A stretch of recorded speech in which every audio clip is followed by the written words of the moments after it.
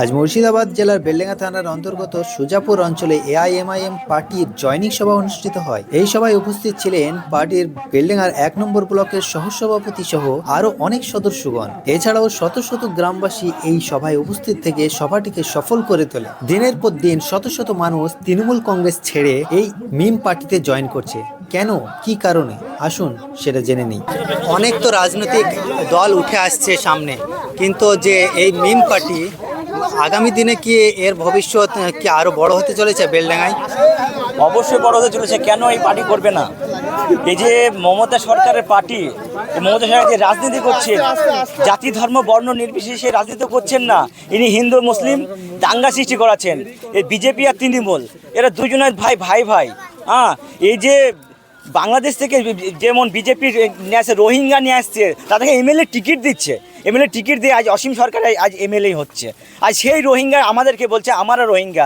আজকে দীপদাসকে, বাংলাদেশের দীপদাসকে পুড়িয়ে মেরেছে। আমরা ধিক্কার জানাই। ইসলাম কাউকে বলেনি যে এরকম পুরাতে, ধিক্কার জানাই আমরা। তার সঙ্গে যে আমাদের এখানে এই যে সোহেল রানা 21 বছরের বয়স, এই যে সোহেল রানাকে মৃত্যু আজ মেরে ফেলে দিল উড়িষ্যাতে গিয়ে। কজন কথা বলেছে, ও কটা এমএলএ কথা বলেছে, কটা এমপি কথা বলেছে, ভাই বলবে না? তাই এই মমতা সরকারের রাজনীতি আমরা ধরে ফেলেছি ভাই, সবাই ধরে ফেলেছে। তাই যদি রাজনীতি করতে চাই, এই মানুষ সবাই বুঝলে যে 26 আর অশান্তি নয়, শান্তি চাই, 26-এ পরিবর্তন চাই। সবারই একই দেখেন স্লোগান বললেন, তাই তো 26-এ আমরা পরিবর্তন চাই, এই পার্টি আমরা চাই। দেখেন এখানে পুরো নিলেন, এখানে যেখানে যাবেন সেখানে এই আমাদের আশরাফুদ্দিন সাহেব, ব্যারিস্টার আশরাফুদ্দিন সাহেব হিন্দু মুসলিম খ্রিস্টান শিখ সাই কিছু বুঝেন না। ইনি বুঝেন খালি যেখানে অন্যায় তার প্রতিবাদ গর্জন করা। কেন আসবে না ভাই? সেই জন্য অবশ্যই আমাদের মিম পার্টিকে দরকার এই পশ্চিমবাংলার পক্ষে। এই যে মমতা বন্দ্যোপাধ্যায় মুসলিমদেরকে একটা বড় অঙ্কের যে সংখ্যা, তাদেরকে ওবিসি থেকে বঞ্চিত রাখছে। আবার যে ওয়াকফ আইন, সেটা কিন্তু এই ওয়েস্ট বেঙ্গলে চালু হয়ে গেল। এই সম্বন্ধে কি বলবেন? তিনি তো বলেছিল এখানে চালু করতে দেব না, আবার ওবিসি থেকে মুসলিম বড় একটা সংখ্যা বাদ পড়ে যাচ্ছে। কি বলবেন এই সম্বন্ধে? দেখেন, এই মমতা সরকার এনআরসি নিয়ে বলেছিল 1995 সালটা মনে যত সময় আইডিয়া মতন বলেছিল, পশ্চিমবাংলায় প্রথম এনআরসি প্রথম ডাক দিয়েছিল মমতা সরকার। এই মমতা বন্দ্যোপাধ্যায় পার্লামেন্টে গিয়ে বলেছিল, মিলর্ড আমার পশ্চিমবাংলায় ইমিডিয়েটলি এসআইআর করুন। কেউ ভুলিনি আমরা এই কথাটা। সেরকমভাবে আমাদেরকে এই মুসলিম সেকুলার সেজে আজকে আমাদের ওবিসি থেকে নাম বাদ। আজ মুসলিম আজ সেকুলার সেজে আজকে আমাদের ওয়াকফ বোর্ডে ওয়াকফ থেকে আমাদের বাপদাদা 14 পুরুষের সম্পত্তি আজ তাদের দখলে নিয়ে নিচ্ছেন। সব বুঝে গেছে যে এই যে আমাদের এই যে কথা দিয়েছিল যে আমার পশ্চিমবাংলা যদি করে, যদি এই ওয়াকফ যদি করে, তা আমার বুকের ওপর দিয়ে করবে। এবং এটাও বলে তারপরে দেখছে এই সায়া শুরু হয়ে গেল, প্লাস ওয়াকফ শুরু হয়ে গেল, এই ওয়াকফ নিয়ে নিল। এবং কি বলেছিল কি যে যদি এই ওয়াকফ নিয়ে গুলোগুলি করো তাহলে কি কোথায় করতে বলেছিল, যে আমার থেকে বড় সূত্র কেউ হবে না। এবং যদি এই নিয়ে ওয়াকফ নিয়ে আন্দোলন করতে হয়, দিল্লি গিয়ে আন্দোলন করো। তাই আমরা এই মমতা সরকারকে চ্যালেঞ্জ করছি, 26-এ আমরা ওই যখন ভোট চাইতে আসবে প্রত্যেকটা নেতাকর্মী দিল্লিতে গিয়ে আপনার ভোটটা চাইবেন। তাই তো তাই ব্যারিস্টার আশরাফ সাহেবের হাতকে মজবুত করতে আজকে আমরা এই পথে নেমেছি। আমাদের পথযাত্রা চলছে। কোনায় ব্যারিস্টার আশরাফ সাহেবের যে নিদান, যে বক্তব্য, তাই আমরা তুলে ধরার চেষ্টা করছি। আগামীতে আমরা আবারও বলছি, 26-এ অশান্তি নয় শান্তি চাই, 26-এ পরিবর্তন চাই। এই বলে আমার বক্তব্য ইতি রাখলাম। আসসালামু আলাইকুম। আগামী দিনে বেলডাঙ্গা বিধানসভা থেকে কি আপনারা কোনো প্রার্থী দেবেন? অবশ্যই দেবো। কি মনে হচ্ছে যে তৃণমূল তারপরে কংগ্রেস থাকতেও আপনাদেরকে লোকে কেন ভোট দেবে? এই কারণেই ভোট দেবে, আসিরউদ্দিন ওয়াইসি এমন একটা নেতা, ও জনগণের জন্য জনগণের স্বার্থের জন্য উনি কথা বলেন এবং আওয়াজ তুলেন।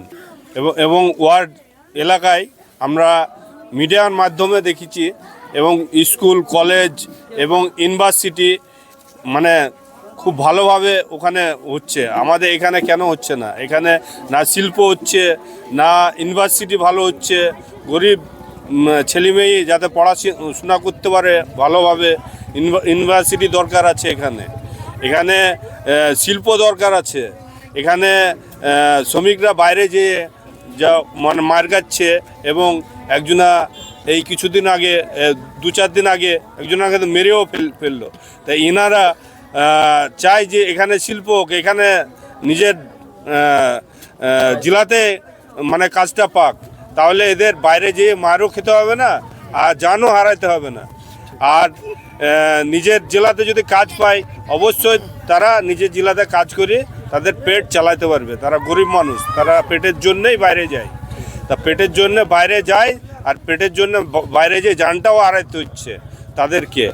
তার জন্যে তারা এই পার্টিকে পছন্দ করবে। এই পার্টি চায় গরিব মানুষ সে নিজের এলাকায় নিজের কাজ করে নিজের পেট যাতে পালতে পারে সে চিন্তা ভাবনা করে, তার জন্যে মানুষ এই পার্টিকে ভোট দেবে। আগামী দিনে 2026 বিধানসভায় কি হুমায়ুন সাহেবের সঙ্গে আপনার জোট করে একসঙ্গে লড়বেন?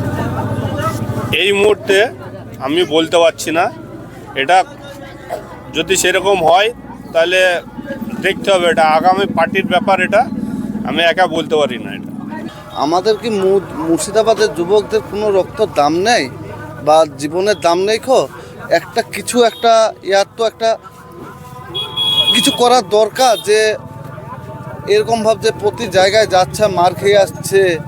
এই যে একটাই কি এই তৃণমূল প্রার্থী থেকে বা আপনার মমতা ব্যানার্জি এর মধ্যে তো একটা কোনো একটা সাপোর্ট দিচ্ছে না, যে এত যে মার খাচ্ছে।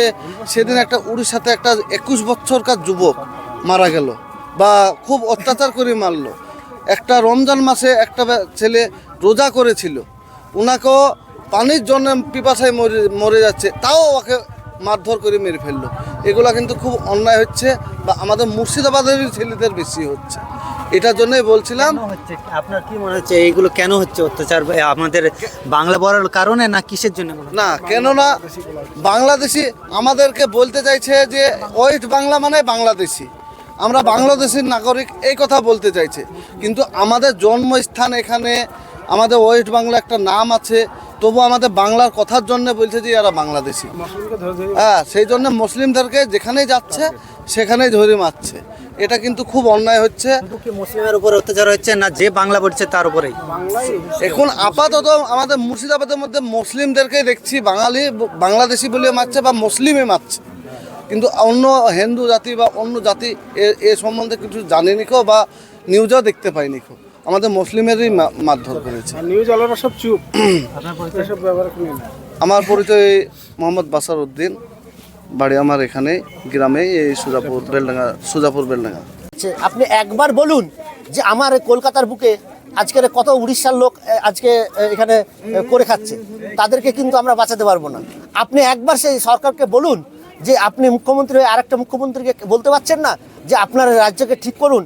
কেননা আমাদের যে কলকাতার বুকে উড়িষ্যার লোক একদম পুরো ছেপে আছে, বিহারের লোক ছেপে আছে, তারা করে খাচ্ছে এখানে। আর আমাদের দেশের ভাইরা একটু করে খেতে যাচ্ছে, সেখানে কেন হচ্ছে না? আর আমাদের দেশ একদম পুরো পিছিয়ে, পশ্চিমবাংলার বুকে মুর্শিদাবাদ একদম পুরো সব কিছুতে পিছিয়ে। কেন পিছিয়ে থাকবে? আজকে আমরা শ্রমিক ভাইরা আমরা বাইরে কাজে যাচ্ছি, আজকে আপনার জন্য তো। আজকে পশ্চিমবাংলার বুকে কেন একটা কলকারখানা নেই, কেন একটা কলেজ নেই, কেন একটা ভালো হসপিটাল হবে না, কেন হবে না? এইগুলো আজকের যে রাজনীতি শুরু হয়েছে মসজিদ আর মাদ্রাসা আর মসজিদ আর নিয়ে, মন্দির নিয়ে। আজকে মন্দির আপনি করছেন, করুন, সরকারের টাকায় করছেন, আপনি করুন, আপনাকে নিষেধ করছি না। আপনি মসজিদটা করছে এখানে হুমায়ুন ভাই, সে মসজিদটার জন্য কেন বাধা দেবেন? কেন বাধা হবে? বাধা সৃষ্টি কেন হবে? এই বলে আমার বক্তব্য শেষ করলাম। আমি মোহাম্মদ মুস্তাফা শেখ, আমি বেলডাঙ্গা ব্লকের সহসভাপতি।